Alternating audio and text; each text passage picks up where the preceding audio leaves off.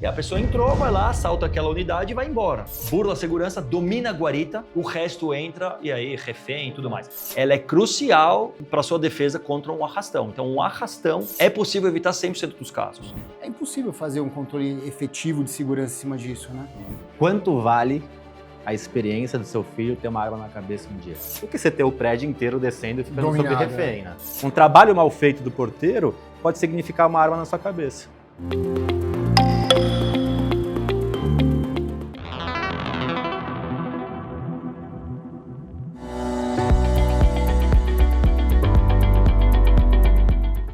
Começa agora mais um Síndico em Ação, um programa pensado para você síndico, você conselheiro, você do mercado condominial.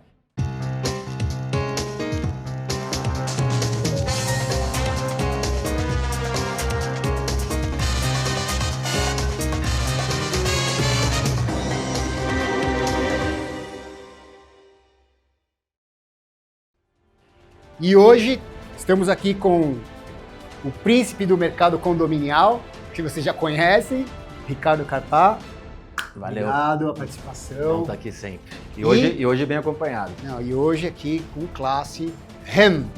Quase. Ren, tá ótimo, tá valendo. Você pode tudo aí. O Rem, mas vocês vão ver aí nos letrinhos como se escreve, por isso é a dificuldade. CEO da Hana, obrigado por estar aqui, cara. Puta, é uma honra primeiro falar com você aqui no nosso programa, uma empresa tão consolidada no mercado e com tanta história, né? A gente recentemente esteve junto num evento aí, você conheci seu tio, depois você... Johan. Yossi. E vi quanta história tem nessa empresa e muito legal saber que vocês estão aqui em São Paulo trabalhando dessa forma há tanto tempo. Parabéns. Legal, obrigado pelo convite, prazer estar aí com vocês dois. Não, legal. Pode falar, tô um pouco chateado que você ficou rasgando elogios pra eles, pra mim passou rapidamente aí pela Mas todo apresentação. mundo te conhece, Ricardo Carpá, príncipe do mercado condominial. Tô brincando. Vou ter que discorrer aqui seu currículo, vai ficar difícil, cara. Tô brincando. Outro dia vieram aqui umas meninas e eu comecei a falar de currículo, elas começaram a falar que eu fiz a pós de direito, sei o que, eu fiquei, vou falar o quê? Eu sou só o síndico mesmo, tá tudo certo. Bom, o que a gente vai fazer hoje? Hoje a gente vai conversar um pouco aqui sobre terceirização aqui em São Paulo. Eu acredito que a ótica que a gente tem aqui em São Paulo é uma ótica própria, mas que eu acho que é muito replicada em várias regiões do Brasil, né? Eu, até em função do cargo que eu tinha na Empresta Capital, eu conheci muitas administradoras no Brasil todo, muito diferente a forma de fazer gestão, mas eu percebia também que a forma e as dificuldades que se faziam a terceirização também eram muito parecidas, né? Salvo o tamanho das empresas, que em São Paulo, obviamente, você vai ter que pegar empresas muito grandes, por exemplo, vocês, a GR e outras, a RS e outras, mas os mesmos problemas, né? Então, eu costumo muito falar o seguinte, o mercado de condomínio, é um mercado, a gente estava conversando no começo aqui lá, fora dos bastidores, é um mercado que muitas empresas entraram nesse mercado para prestar serviço de uma coisa que faltava. Então, empresa de bombas, na verdade não era empresa de bombas de condomínio, era uma empresa que fazia um trabalhinho ali. Empresa de detetização não era uma empresa de condomínio, era uma empresa que tinha detetização para outros fins, armazéns e tudo mais, começou a vir para condomínio. E terceirização foi assim também, né? Inclusive a Hana tem aí um viés disso, queria que você contasse um pouco essa história, porque acho que é aí que começa a história de vocês, pra gente depois debater alguma coisa aqui. Legal, eu acho que você tocou num ponto super interessante, que é falar que são os mesmos problemas. Na verdade, o problema ele não é de nenhuma empresa. O problema, muitas vezes, é da realidade do Brasil. Né? Então, hoje em dia, a gente fala, né, tá obviamente em pauta, que a falta de mão de obra. Então, o problema de falta de mão de obra ele não é de uma empresa A, B e C.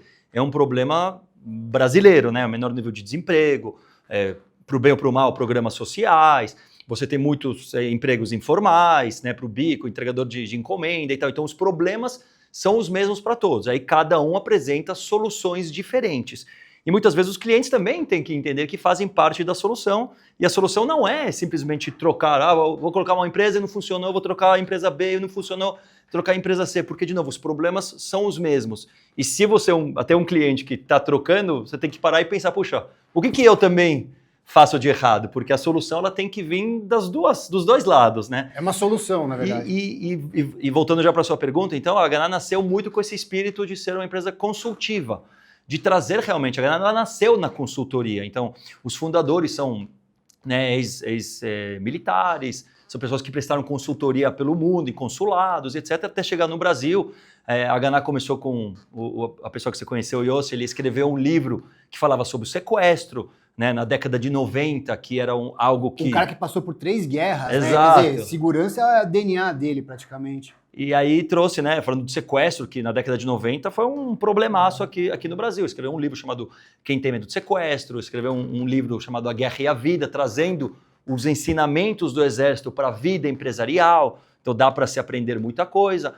E até que chegou o momento que falou, poxa, né, não adianta só prestar consultoria, queriam que a Haganah de fato prestasse serviço. Então a Haganah nasceu nesse contexto de consultoria, de dizer o que realmente precisava. E eu vejo que estamos num momento que isso, de uma certa maneira, tem que ser resgatado, porque a gente está num momento de que segurança, como futebol, todo mundo entende. E o que eu noto como empresa é que a gente recebe a coisa meio pronta, né? Eu falo, olha, eu quero fazer uma cotação de A, B e C. Isso é muito bom por um lado, porque você equaliza as propostas, mas é um pouco curioso para a gente que está do outro lado do balcão, falar, bom, então ele sabe o que ele quer, né? Então está aqui. Né? Então, eu faço muito essa analogia, é como você entrar numa concessionária e falar, eu quero esse carro. Ok, vou vender, né? Um bom vendedor vai vender esse carro. Aí depois ele volta para casa, mas poxa, esse carro é 100% elétrico, eu queria ter um híbrido. Bom, senhor, mas você chegou na concessionária e apontou aquele carro. Então, acho que essa questão consultiva é algo que a gente tem essa característica e a gente tenta resgatar isso junto ao mercado. E a terceirizada, complementando aqui, a terceirizada, ela lida com a maior problemática que existe, que é o ser humano, né? E num volume muito grande. Então, enquanto você não tem dificuldade na sua empresa com as pessoas, eu tenho dificuldade com as pessoas, a gente não só na empresa, na vida, nos relacionamentos, imagina você comandar milhares de homens, né? Eu acho que esse é um ponto, eu admiro o Ren, mas não invejo. Porque a questão de lidar com tanta gente, a maior problemática que tem dentro das empresas são sempre as pessoas. E aí é o homem que está ali, você tem treinamento, você tem tecnologia, você tem tudo, mas no final você depende ainda muito da individualidade daquela pessoa. E eu acredito que o grande diferencial da Haganah e de uma empresa terceirizada é o uso da tecnologia e você ter alguém a quem recorrer rapidamente, correção rápida. Porque problema vai existir, né? Não tem como se inibir. Tem pessoas, tem problemas. Então, você ter alguém que você pode pegar o telefone e a pessoa resolver rápido, eu falo sempre isso, e lá no caso, o Pereira faz muito isso, né? Eu acho que é o grande diferencial. Ô, Ricardo, eu também concordo com isso. Eu acho que você, na verdade, compra o serviço acoplado à solução que pode ser no dia a dia, a operação, na verdade, né? Esse ponto que a gente está conversando aqui, eu acho que é uma coisa que a gente tem que amadurecer o mercado, né? Então, assim, ter síndicos que façam o contrário, né? Olha, eu estou aqui com uma portaria, eu tenho essa deficiência, o que você sugere? O nosso problema aqui, eu quando faço implantação, por exemplo, eu trago sempre um perito de segurança para dar um alinhamento dos propostas de segurança eletrônica, senão o que eu faço? Chamo vocês, chamo outro, cada um vem com uma solução e fica confuso para a gente até entender o valor. Então eu tento equalizar. Talvez isso seja uma falha nossa, né? Porque talvez a gente entenda que um porteiro ele tem que existir para fazer a triagem da entrada de pedestre, mas a gente esquece que de repente precisa ter uma triagem externa para poder controlar o veículo e dar mais segurança. Como que a gente poderia melhorar isso? Treinamento de segurança para os síndicos, treinamento de segurança para o mercado? Em sala de aula, Perengini, eu falo o seguinte, com frequência, eu falo, síndico não bate no peito na questão de segurança. A pior coisa que tem é assim, por mais curso que você tenha feito, você já fez os cursos da Gabor, módulo 1, avançado e especialista, você já foi em palestra, já viu 50 coisas de segurança, mas você não é um especialista de segurança. Você pode ter um conhecimento básico, um pouco mais do que básico de segurança, assim como eu, mas a gente não é especialista. Eu acho errado o síndico, principalmente aquele experiente, aquele que já tem um nome no mercado, bater no peito e achar que ele pode tomar as decisões e chamar a Haganah e falar, é assim que eu quero. Pô, ele não pode chegar. Então, assim, consulte um especialista, né? Ou a Haganah ou outra empresa terceirizada, mas eu gosto muito desse profissional autônomo que você contrata para fazer para olhar os procedimentos do condomínio, para olhar a tecnologia que hoje está empregada no condomínio. E esse profissional você pode estender para ele ajudar na cotação e na troca com as empresas terceirizadas. Eu acredito que, infelizmente, o Renan falou assim, no Brasil todo mundo acha que sabe de segurança e futebol, né? É a mesma coisa, a gente fala, o Brasil devia jogar assim, põe você lá sentado no banco de reserva da seleção brasileira, vai sair uma porcaria muito provavelmente. E é o que os síndicos acabam fazendo dentro dos condomínios, batendo no peito, achando que sabe, e aí, para piorar, ainda apertando valores, né? Porque quando você aperta valor, a terceirizada vai poder dar menos benefícios para aqueles funcionários que estão lá. E aí, provavelmente, serão funcionários que ou serão menos qualificados, ou serão funcionários que provavelmente vão ter uma rotatividade maior. O que custa para um condomínio pagar 300, 400 reais a mais por funcionário, se divide por 50, 100, 200, 300 unidades? Eu acho que é um investimento muito inteligente e, na verdade, está sendo, na maioria dos casos, muito burro em não se fazer esse investimento. Isso, o dissídio coletivo vem melhorando nesses aspectos, né? Teve agora uma aprovação, não lembro qual que é o valor da bolsa assiduidade, acho que é 100 reais. Veio 100 reais, foi até curioso. Eu tinha um cliente que falou, puxa, eu vi que agora aprovou... Mas aqui em São Paulo, hein, pessoal? Na sua região talvez seja outra coisa. Na portaria 100 reais e na faxina 300 reais. Tanto que o registro da categoria da faxina foi de 2 dígitos. Isso acho que demonstra o quanto defasado se estava. E ainda continua, de novo, quando você compara com benefícios sociais que tem aí, ou até mesmo com outros empregos em outras áreas, de novo, olhando a taxa de desemprego. Então, pense que a gente fez um reajuste de 2 dígitos, que é caro para qualquer planejamento. Ninguém planejou isso, né? Foi totalmente necessário e ainda está defasado, vide o índice de rotatividade de contratação que existe no mercado. Né? Outro dia eu estava vendo uma entrevista de um proprietário na área de construção, que falou que não tem mais pedreiro, por várias razões. Também o nível de desemprego, mas que ninguém mais quer ser pedreiro. Né? Hoje todo mundo quer ser empresário, youtuber. E lá em 2008, 2009, vocês perdiam para a construção civil. Quando estava a construção civil alta, a terceirizada se lascava pouco na questão. Agora sabe que a gente compara muito a segurança com a medicina. A gente fala que a segurança ela não é uma ciência exata, como a medicina também não é. Então, quando você consulta com 2, 3 médicos, muitas vezes você vai ter 2 ou 3 opiniões. 2 ou 3 opiniões. Dificilmente você terá uma opinião. Mas a pergunta é, vamos supor que você decidiu operar. Provavelmente você vai pegar a opinião justo daquele cara que te opera. E a gente percebe muitas vezes que a gente pega, né? Então, tem o consultor, mas, puxa, não está ouvindo a minha opinião que eu vou prestar, que eu vou operar, né? Que eu vou prestar o serviço. Então, principalmente eu acho que o consultor tem muitos que fazem excelente trabalho, e a gente trabalha com vários. E principalmente um consultor que também está operando, ou seja, aquele que tem também um contrato mensal, que ele continua, eu vejo que isso também é interessante, porque quando pega um consultor que faz um trabalho único, bom, mas ele não vai estar lá depois operando, ele sugeriu alguma coisa que se não funcionar, não é mais com ele, né? Então, eu acho que esse modelo de consultoria aqui é interessante. E não é só isso que você está falando, né? Você não vai implementar a segurança e pronto, é assim e vai sair perfeita para frente. É o tempo todo analisando, verificando possíveis falhas e possíveis melhorias. Então, você trazer um consultor de segurança que faz um projeto e joga na sua mão e aquele condomínio quer manter aquele projeto, não tem uma evolução e não tem... Porque o planejado não é o executado exatamente sair como a gente planeja. Então, a importância de ter essa continuidade por parte do consultor, né? Eu acho que é crucial. E tem uma coisa, assim, a minha carteira de alto padrão cresceu bastante nos últimos 2 anos, sei lá. E a gente começou a perceber que o alto padrão ele contrata a empresa e contrata uma empresa para fazer a gestão da empresa. Aí isso é uma coisa maluca. Aí o que acontece? No meio disso tudo tem um conselho. E o conselho não quer nenhuma opinião de uma nem de outra. Quer dizer, ele mesmo joga contra ele e joga dinheiro fora, né? Quer dizer... Eu vou te dar um caso maluco. Isso acontece, não acontece? Acontece, olha esse caso maluco que eu enfrentei nos últimos dias. Voltando no tempo, é um prédio que a gente está há muito tempo, trocou de síndico. A nova síndico chegou e falou assim, olha, o prédio está precisando economizar, está precisando reduzir custo. E né, então, essa foi a bandeira.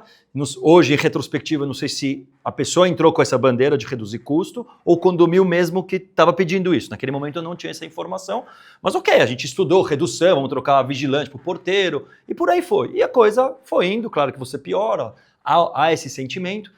Passa-se 2 anos, trocou de síndico, o novo síndico falou assim, olha, entenda, o condomínio aqui não tem problema de caixa, a coisa tem que funcionar. Então, eu vejo assim, o síndico, a visão pensar isso numa empresa, a visão diretiva de médio, de longo prazo, ela tem que vir do corpo diretivo do prédio. São os moradores que têm que dar a visão e o síndico basicamente tem que ser mais competente, menos competente para fazer a visão do prédio. E muitas vezes, lógico, ele deve discutir a visão dele com o corpo diretivo e eventualmente eles vão mudar ali de ideia. Né? Mas então foi uma questão muito curiosa que de repente a gente fez uma redução e de repente a gente mas subiu o contrato em relação ao valor atual, porque eles decidiram, não, agora a gente trocou de vigilante para porteiro, mas agora a gente não quer nem porteiro nem vigilante, a gente quer um vigilante de segurança pessoal privado, que é um cara mais top ainda. Então e o mesmo prédio, os mesmos moradores. E sabe o que é isso? Os síndicos estão se colocando muito numa gestão muito mais populista do que de especialista. Então, política, né? O pessoal tá falando, a gente precisa economizar. Precisa economizar. Aí passou 3 meses, mudou o corpo diretivo, alguém levantou a mão, dinheiro não é o problema. Aí você fala, pô, para onde eu corro, né? Porque ele quer agradar e eu tenho certeza que o síndico, aí sim ele precisa bater no peito e falar, meu amigo, vamos fazer o seguinte, eu sou especialista. Se vocês fizerem isso aqui, vai perder qualidade. Quanto vai economizar? Vai economizar R$3.000. R$3.000 dividido por 300 apartamentos. R$10 por apartamento, vocês querem perder essa qualidade? Então, acho que esse tipo de atitude do síndico é crucial. Porque senão fica indo e voltando. Daqui a pouco vai te chamar de novo e falar assim, não, tá muito caro, precisa economizar. Eu tenho um caso muito emblemático, muito interessante. É um prédio que acho que foi um dos primeiros da Hana. Então, 28 anos de cliente a gente está falando. Continua cliente até hoje. E começou com o que eu vou chamar de uma equipe muito boa, estável, que funcionava, e ao longo do tempo precisava se fazer redução e trocou toda a equipe de vigilância para controlador de acesso, sem benefício adicional e por aí vai. E a coisa foi indo, né? E de repente me liga uma pessoa, falou assim, olha, eu gostaria de ter uma reunião com você. Aí eu fui na reunião e falou assim, eu vou te contar uma coisa, eu morava aqui quando eu era criança, eu cresci nesse prédio. E aí eu saí, né? Eu casei, morei fora, tal, não sei o que lá. E há 6 meses que eu voltei com a minha esposa, a gente comprou um apartamento aqui, estou morando aqui. E eu lembro, enquanto criança, mas eu conhecia todos os seguranças, pelo nome. E hoje eu vejo, não só que eu não conheço ninguém porque eu sou um novo morador, mas porque realmente um dia eu A, outro B. Eu falei, nossa, que bom, alguém que conhece o histórico, eu vou te contar o histórico do seu condomínio, né? E aí foi decidido, ok, não dá para voltar naquele modelo que tinha antes, porque o prédio também tem outras prioridades que não é segurança, cada um também é cada um, mas a gente encontrou um meio do caminho onde dá para equalizar isso e resolver um dos problemas da segurança, que é a rotatividade. Ele é um dos problemas, ele não é só. Às vezes a rotatividade ela pode ser resolvida também com equipamentos, né? Não pode ser um problema, só a rotatividade ela não é um problema, porque eu conheço de segurança. Então não faz sentido eu não poder ir para qualquer prédio e fazer um bom trabalho de segurança. Se eu tiver ferramentas tecnológicas, eu vou fazer. Então, nem sempre a rotatividade é um problema, mas ela também é, claro. Então, nesse caso, a gente conseguiu resolver essa equação e continuamos até hoje. Não chegou no nível que estava, mas também saiu do onde está, que eles tinham outras prioridades, e chegou no meio termo. Esse ponto, Herman, que você está falando aqui da tecnologia, apoiando o homem, é um outro ponto que é importante a gente destacar, né? Eu sei que vocês fazem um trabalho forte em tecnologia. Eu tenho dificuldade de lembrar como era uma portaria sem tecnologia, só com o porteirinho lá, de verdade. Porque um prédio de 200 unidades, como que o cara conseguia fazer a triagem ali, checando uma listinha, enfim. A gente passou por um período, alguns anos atrás, que era arrastão quase todo dia em São Paulo, né? Às vezes tinha mais de um no mesmo dia. Sem o uso ainda da tecnologia de maneira correta, acho que evoluiu muito os condomínios nos últimos tempos, de controle de acesso, facial, melhorou bastante. Não está ainda o ideal, mas aqui em São Paulo a gente passou uma época que era arrastão, você abria o jornal, tinha 2, 3 arrastões, você fala, cara, era isso. Lembra aquele caso em Higienópolis, do que o cara se vestiu de rabino? Teve. E encostou, falou, então deixa entrar. Cara, assim, essas coisas com reconhecimento facial já resolveria, entendeu? É verdade, não lembrava dessa questão dos arrastões e que deu uma boa estancada. Agora deu estancada, mas aconteceu recente, né? Agora aconteceu em Higienópolis, mais um arrastão num condomínio de alto padrão, né? Vale a pena falar, porque eles se aproveitaram, né? A gente às vezes deixa demais a cargo da tecnologia e a tecnologia, lógico, ela também você pode cometer um erro, depende do que você faz. Então, nesse condomínio que sofreu um arrastão há 2 semanas atrás, em Higienópolis também, coincidentemente, eles usaram um carro idêntico ao do morador, clonaram a placa, a mesma placa, e lá tinha uma tecnologia. Primeiro portão ele já abria com a leitura da placa. Mas, cara, quando chega nesse nível de bandido, cara, dificilmente você vai parar o cara e arrumar outra forma de entrar. Olha, sobre arrastões, eu concordo que muitas vezes, principalmente se for um assalto específico, né, não que não dê para evitar, mas é muito mais difícil, até porque eu posso... muitas vezes a gente depende do próprio morador. Imagina que chega um falso instalador de uma televisão a cabo e o porteiro fez todo o trabalho, identificou, e nem interfonou, aí o funcionário atendeu lá e nem está aguardando nada, ele autoriza a entrada da pessoa. Isso já aconteceu. E a pessoa entrou, vai lá, assalta aquela unidade e vai embora. E é culpa da segurança? Não, a culpa do morador que realmente liberou. Mas, quando se trata de arrastões, principalmente em São Paulo, eles se caracterizam por uma pessoa que encontra uma maneira de entrar no condomínio, pode até ser nesse caso, mesmo o exemplo que eu dei, mas em vez de ele ir para um apartamento, ele encontra uma maneira de dominar a guarita, e aqui que está a chave da questão para evitar arrastão, e aí o resto da quadrilha entra, porque o arrastão, uma pessoa só não faz arrastão, você precisa ter 10 pessoas. E aí, embora a gente crie uma ilusão, não, 10 pessoas fortemente armadas invadem condomínio, não é que eles fazem uma fileira, abre para mim senão eu mato você, não. Uma pessoa entra, burla a segurança, domina a guarita, o resto entra e aí refém e tudo mais. Então, essa arte de você proteger a guarita, e aí a gente fala de conceitos que na época foram inovadores, mas hoje não são, e por isso que a inovação nem sempre ela diz respeito à tecnologia, pode ser a procedimentos, etc. Mas é a blindagem da guarita, não só dos vidros, mas a porta, tem que ter acesso para entrar numa guarita passado por 2 portas, né? Eventualmente o monitoramento externo daquela guarita, a importância daquele ponto, daquela posição não cair, ela é crucial para a sua defesa contra um arrastão. Então um arrastão é possível evitar 100% dos casos. Invasões mais localizadas, etc., é possível minimizar muito, mas dizer que é possível evitar 100% dos casos é mais difícil. Eu gosto bastante do monitoramento e abertura da porta da guarita por uma empresa externa. Porque aí você tem, obrigatoriamente, você precisa ligar o porteiro. É monitoramento mesmo, né? O porteiro não abre, quer dizer, numa emergência ele consegue quebrar lá e abrir. Mas aí vai tocar um alarme e o bandido não quer isso. Mas ele vai ter que interfonar, ligar para usar o rádio, ligar para a central vai identificar o porteiro que vai trocar, o zelador, e aí ele está monitorando aquela troca de funcionários. E é isso, se você não controla a portaria, você não tem como fazer um arrastão, você tem como entrar numa unidade, que acontece, é ruim, mas é muito menos ruim uma invasão a uma unidade do que você ter o prédio inteiro descendo e ficando sob refém, né? E locação por temporada, hein?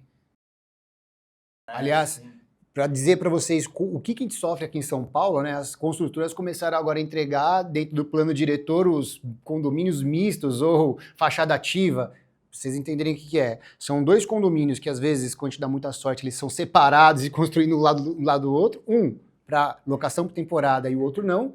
Mas eles começaram a construir uma torre só, a mesma coisa. E o mesmo acesso. Tem um condomínio meu que tem 3 elevadores. Um serve todos os andares, o outro vai só para o residencial, o outro só para o NR. NR é não residencial, que é a locação por temporada. É impossível fazer um controle efetivo de segurança em cima disso, né?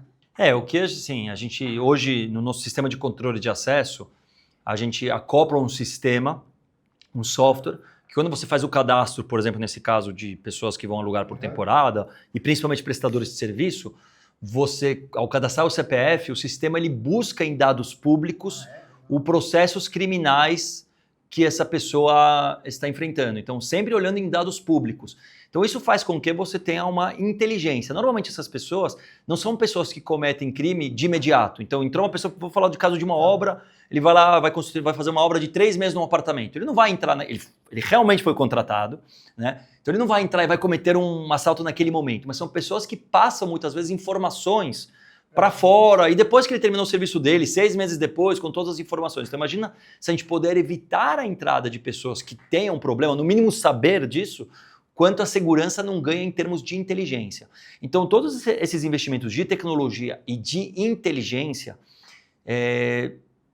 falando em custo-benefício, apresentam uma vantagem muito grande, e em muitos casos minimizam o trabalho do ser humano, né? Seja em volume de trabalho, porque a gente também não pode esquecer isso, o volume de trabalho hoje que um porteiro ganhou, é loucura. Cada prédio virou, virou uma central do correio. É insalubre. Né? Tem correio, tem telefone, tem que abrir o portão. Aí quando ele fecha o portão em cima de um carro, ele não presta atenção, cara. Não dá. Isso é uma coisa importante. Tem muito síndico, eu já fiz esse teste. Não sei se você já fez, Ricardo. Qual? Eu nem sei se é assim, você já foi síndico. Eu sou síndico aqui desse prédio. Tá vendo? É aqui mesmo? Onde você tá, eu sou síndico. Mas faz um teste aí. Fique 40 minutos na sua portaria sendo porteiro. É insalubre. É verdade, é insalubre. O correio que chega, você tem que ver a câmera, o portão do veículo que tá lá, você precisa entender. Às vezes tem a segunda liberação, que é do próprio porteiro. E os caras não querem pagar 200, 300 reais a mais para essa pessoa, que para ele é um diferencial absurdo. E, aliás, a inflação está absurda, né, no Brasil. Você vai no mercado, a gente vê quanto a gente gasta no mercado e a gente se pergunta como que uma pessoa ganhando lá seus R$ 1.500 por mês consegue sustentar a família. É mais do que isso, mas ainda assim essa pergunta seja, vale. Mas o líquido é 1.500, 1.200. Então, assim, eu acho que mesmo por uma questão de responsabilidade social, pagar um pouco a mais, dar benefícios maiores, né? Eu acho que o prédio é uma mesquinharia muitas vezes, o prédio não querer, gasta-se em tantas outras coisas que não são principais e não gasta com o nosso principal, porque eu falo assim, a principal pessoa do condomínio são os porteiros. Um trabalho mal feito do porteiro pode significar uma arma na sua cabeça. Eu vejo que a gente tem assim, uma dificuldade aqui no mercado, um pouco de entendimento da função de cada um. Então, do cliente versus prestador versus realidade. Eu vou dar um exemplo sobre... Ano passado, a gente fechou um grande contrato com uma multinacional. A gente discutiu com eles uns 8 meses esse contrato. Então, eles queriam entender da empresa, etc e tal. Até eles tomarem a decisão. Ou seja, quando eles já tomaram a decisão, a gente ainda tinha 3 meses para começar o serviço. No Brasil, normalmente é assim. Alguém, não sempre, né? Mas o síndico liga e fala assim, olha, a gente já deu rescisão para a empresa, mas 20 dias a gente tem que implantar e eu estou terminando de fazer a cotação. Então manda hoje mesmo, porque vai fazer. Então o planejamento, na melhor das hipóteses, ele é de 30 dias. Ele não é, né, quando você fecha com... Você até pode fazer tudo antes, mas na melhor das hipóteses ele é 30 dias. Segundo, essa mesma empresa falou, olha, 15 dias antes de vencer o meu contrato com outro terceiro, você pode começar. Eu falei, olha, mas o nosso padrão está incluso no preço 2 dias de treinamento. Imagina, se eu trabalhar de graça aqui 15 dias, eu vou ter que trabalhar o ano inteiro só para... Não, a gente vai contratar, a gente vai pagar. Então eles entendem que para fazer uma transição saudável, para fazer o treinamento da forma que precisa, etc e tal, eles pagaram 2 equipes por 15 dias. No Brasil, obviamente, isso não vai acontecer. Não, o treinamento é sempre assim, o problema é de vocês, né? Enquanto que se esquece um pouco que o problema é nosso. Né? Então, obviamente, como empresa terceirizada, você só pode executar aquilo que você é pago para fazer. Se você começar a fazer de graça, a coisa não para de pé. E a gente vê o mercado de terceirização, quantas empresas não ficaram pelo caminho, né, por má gestão e etc. E por boa vontade, né? Você ter boa vontade, é maravilhoso. Então, você tem essa série de coisas. A gente fala muitas vezes de benefícios. Tá na hora o mercado hoje, o que funcionava, um prédio que a gente está há 10, 15 anos e funcionava. E hoje, pelo mercado de trabalho, já não está tão fácil. E a gente toma a iniciativa e falou assim, olha, está na hora de subir, de ter uma remuneração diferente. Ah, mas o funcionário é seu, você tem que pagar. Não. Ou seja, é difícil essa explicação de que, não, como que funciona o nosso negócio? Né? A gente cobra, remunera o colaborador, tem toda a infraestrutura, e ainda tem que sobrar alguma coisa, por menor que seja, mas tem que sobrar alguma coisa. Né? Então, esse entendimento ele é complexo. Eu acho que é a equação que tem que acertar, né, Ricardo? Ou seja, vê que coisa maluca. Se o síndico começar a trabalhar desse jeito, ao invés de assumir para si essa responsabilidade, começar a fazer uma consultoria um pouco diferente, a gente conseguir apresentar... Muitas vezes eu percebo também que é um pouco do argumento do próprio síndico. Ele se prepara muito, eu falo muito para a equipe lá, você se prepara muito mal para uma reunião de conselho ou para uma assembleia, e quando você chega na assembleia, você vai ser questionado. E como você não está preparado, os questionamentos quando vêm, você não consegue contra-argumentar. Aí cai sempre o lado financeiro, que é onde o cara olha. Infelizmente é onde ele vai olhar. E hoje em dia, que 85%, 80%, 70% do valor de uma cota condominial é eu diria que uns 60% em média. Uns 60%. Mas é muito, é mais que a metade. Entendeu? Mas sabe o que eu queria... Deveria separar isso, ter o condomínio e ter a cota. A cota, devia ser... Não, separado mas é outro problema, porque o morador também não consegue ler o que tem de separação. Então a gente precisa fazer uma papinha para o morador no sentido Mas de falando de informação. morador, acho que o mais importante é que o morador é o cara que mais causa problema de segurança para o condomínio. Então ele burla o sistema de segurança, Ele não quer colocar facial na... Ele não quer baixar a janela, não quer colocar facial, ele autoriza qualquer pessoa a entrar, ele segura o portão para entrar quando vem... Cara, tipo... E aí o síndico tem um papel de educar, como se fosse criança, muitas vezes, conscientizar, usar os painéis da Eletromídia lá para colocar aviso e tal, porque muitas vezes é isso, o cara vai lá e bula o sistema de segurança. E no caso de condomínio que faz Airbnb, piorou. Se o síndico não colocar um sistema rígido de informação, que tem que passar a foto da pessoa e começar a travar, o condomínio não vai ter segurança. Então, nenhuma. Já é difícil, porque o Ren falou, a gente consegue verificar o passado criminal dessa pessoa, mas tem muito bandido que não tem passado criminal. E aí? O bandido vai fazer o primeiro assalto agora? Não, o cara é bandido e nunca foi pego. Então, assim, a gente tem a maior, hoje, aqui em São Paulo atuando, a gente tem a maior organização criminosa da América Latina, né? Que é muito profissional. Então, se a gente não se conscientizar que, beleza, tem que ter uma ótima empresa para fazer a segurança, tem que ter um monitoramento muito bem feito, mas que nós, moradores, somos o principal causador da nossa segurança, vai ser difícil a gente fazer o controle. Eu concordo. O Ren, me fala uma coisa. Eu tô acertando o seu nome, né? Quase. Que o Renato, Até o final tá tudo certo. O Ricardo falou algumas vezes aí, tem que me dar uma dica. Mas... O que eu queria te perguntar? Um pouco sobre as câmeras de segurança. Aqui em São Paulo, a gente nem sei se isso é uma coisa do Brasil, de verdade. Não tem no Brasil inteiro, mas já tem em algumas cidades do Brasil, né?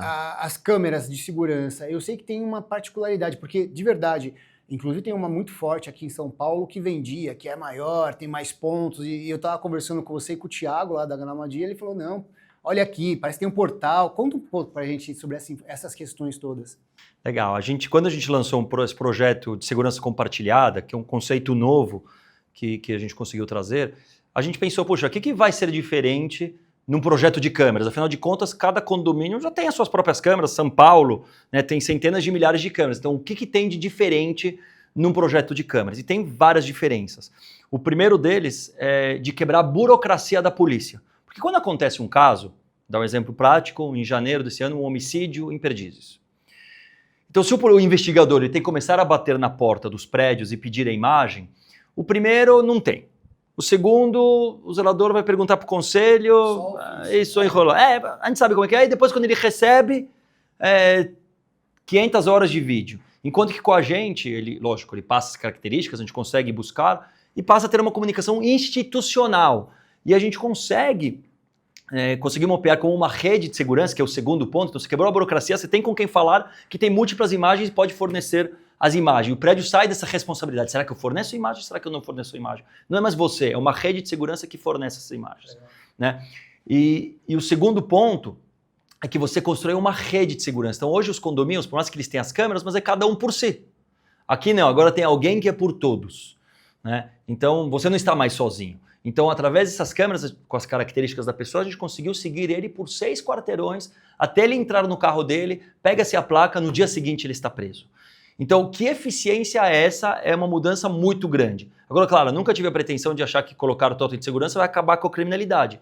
É um caminho, é um passo a passo e que a gente vai chegar lá, o jogo está virando. Então, hoje... A China que diga. A China que diga, né? A gente tem um exemplo prático e temos um exemplo prático aqui, a gente está aqui na Faria Lima, né, conversando, e aqui a gente tem um projeto que está de pé há 8 meses, com uma central exclusiva para a Faria Lima, que fica num condomínio aqui perto, que é o condomínio Pátio Malzone, qualquer um pode ir lá ver, no térreo está lá uma sala aberta, qualquer um pode assistir, e como a criminalidade ela foi migrando, ela foi saindo desse miolo onde está sendo protegido, porque é natural, os bandidos nem sempre, mas os bandidos muitas vezes eles olham também onde eles estão, não querem ser monitorados, não querem ser pegos, sempre tem aquele cara desavisado, por facilidade, vai fazer, mas a gente tem muitos depoimentos de simplesmente colocar os totens Eu tenho o case, eu sou real isso, há 3 anos atrás mais ou menos, estava voltando 10 horas da manhã de um sábado, 10 horas da manhã, solzão, voltando entre o clube, a Hebraica e meu condomínio.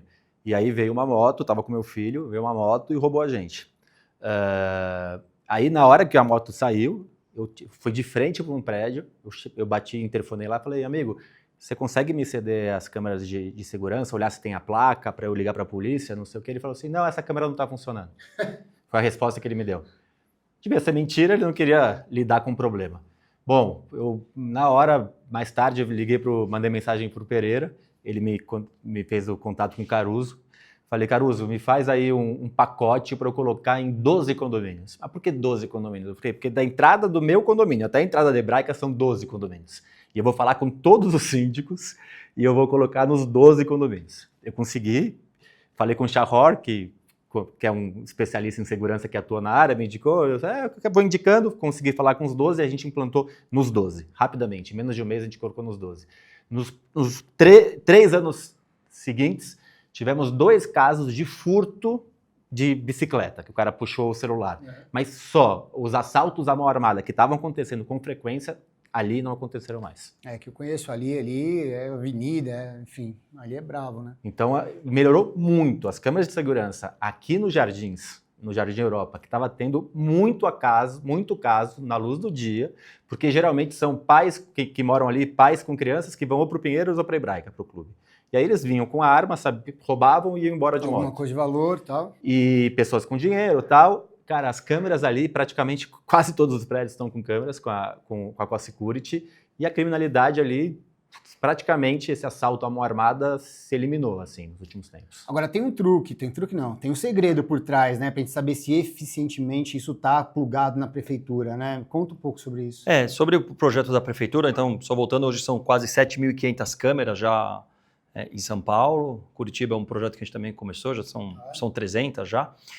E essas câmeras elas são interligadas num sistema chamado Smart Sampa, que é da Prefeitura de São Paulo. Então, no começo, as empresas não davam muita bola. A gente foi a primeira empresa que se certificou e está junto com a Prefeitura, porque a gente entende, né, a CoSecurity, de novo, é colaborativo. Então, a gente colaborar com a cidade. Você não está olhando apenas você mesmo, você está olhando o seu vizinho. Então, também tem uma câmera que olha para o seu vizinho e você também está colaborando com a cidade.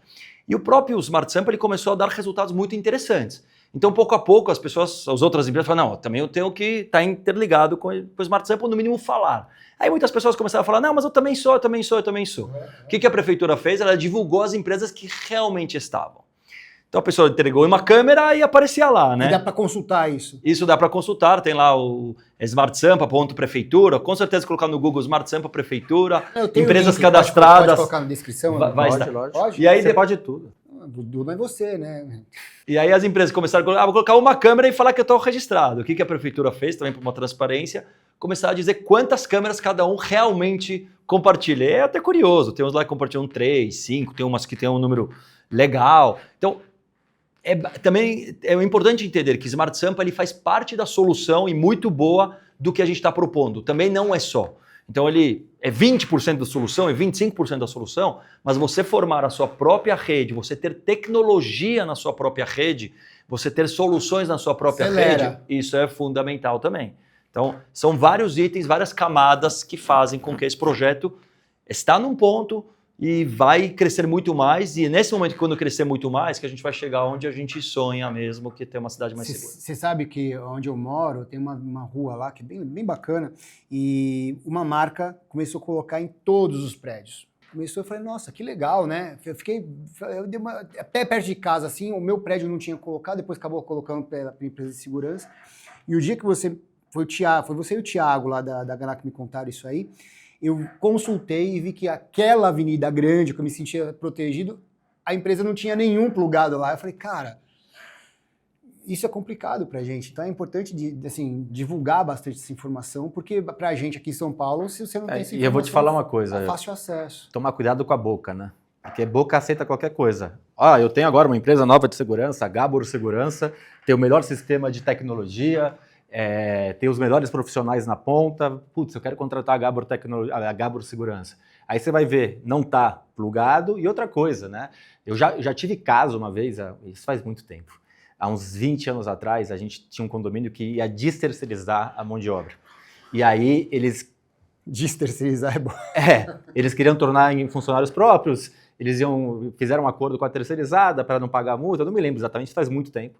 E a gente foi tirar a ficha policial dessas pessoas, dos 6 profissionais, 3 estavam com um problema grave na justiça. Então, assim, quanto custa, porque a gente sabe que, não vamos falar muito detalhadamente, mas a gente sabe que todo condomínio, toda empresa de segurança deveria puxar um raio-x daquele profissional que você está pondo na ponta, que é o cara mais importante. Se ele estiver lá dentro, ele tiver um indício de que ele é um criminoso, pô, a chance do seu condomínio ser assaltado é muito alta. E aí, muitas vezes, a empresa pode fazer isso, não puxar essa ficha para economizar, por exemplo, o dinheiro. Ou, como tivemos no passado, algumas empresas que não pagavam algum tipo de imposto, né, para economizar, e aí quebraram e deixaram. Teve uma gigante aqui no Sudeste, Rio e São Paulo, que quebrou e deixou. Eu conheço um condomínio, uma associação lá em Alphaville, que deu quase 2 milhões de passivo. Então, não é fácil, né? não é só, o síndico ele não pode acreditar. Ah, o Ren fala muito bonito. Não, vamos entrar lá para ver. O Ren está falando que ele tem 5 mil câmeras, 4 mil câmeras, vamos entrar lá para ver no Smart Sampa. Ah, Haganá, passa para a gente a guia do imposto que é paga. Então, assim, o síndico tem que ser chato. Porque senão, daqui a pouco está colocando um poste que o cara falou que está no Smart Sampa e não está. O cara está colocando um cara que talvez tenha passagem policial e não sabe. Ou daqui a pouco ele tem um passivo trabalhista de 200, 300, 400, ou no caso desse condomínio e dessa associação, quase 2 milhões de reais. A gente precisa parar de vender o atacado e começar a pensar um pouco mais micro, né?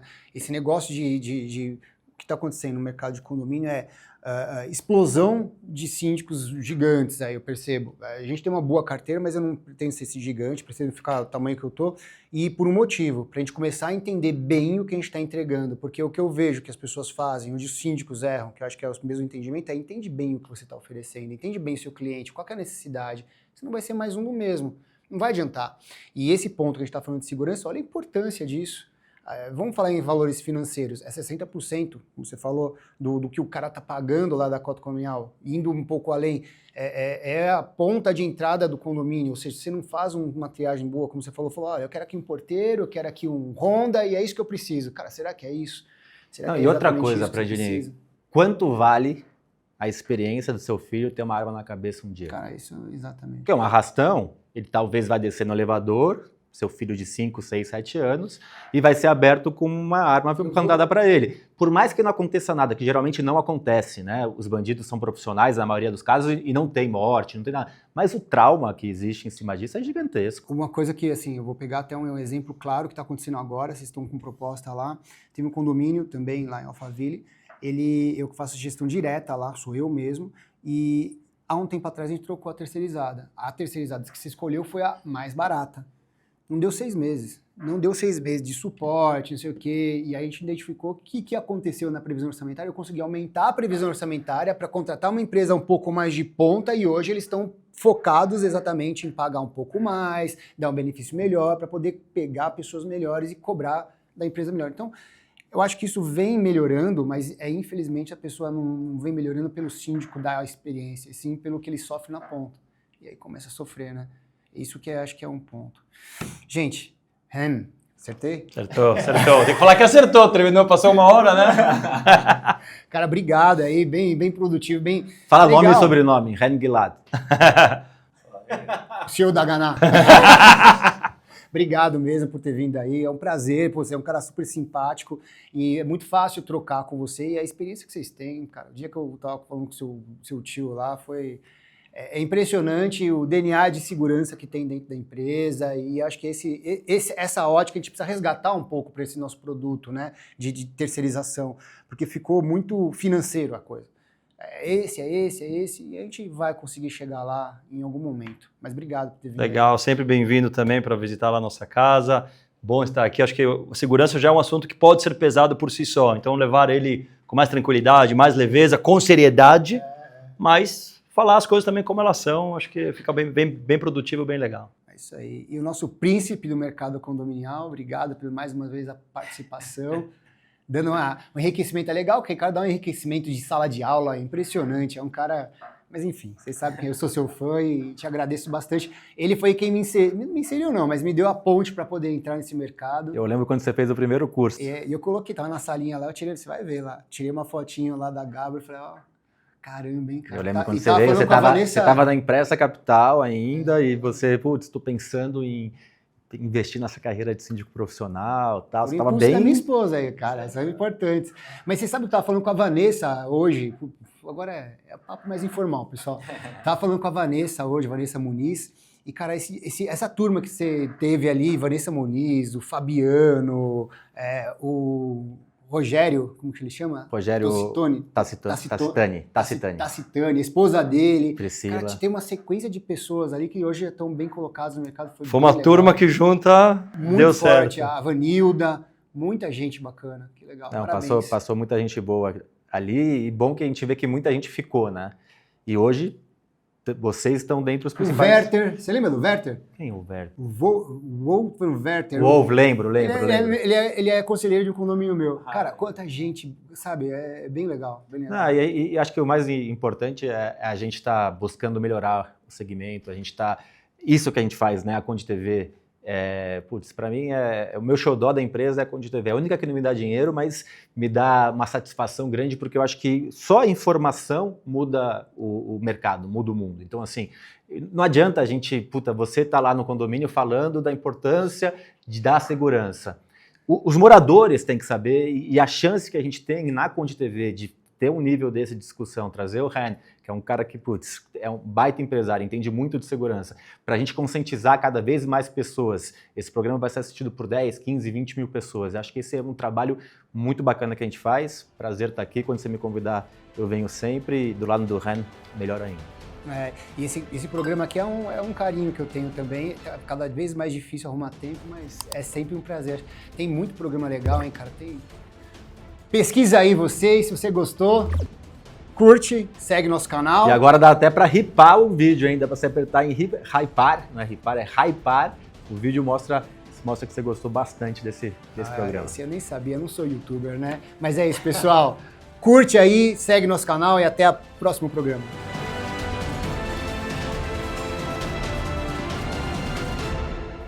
Conde TV. Informação de qualidade e credibilidade é aqui.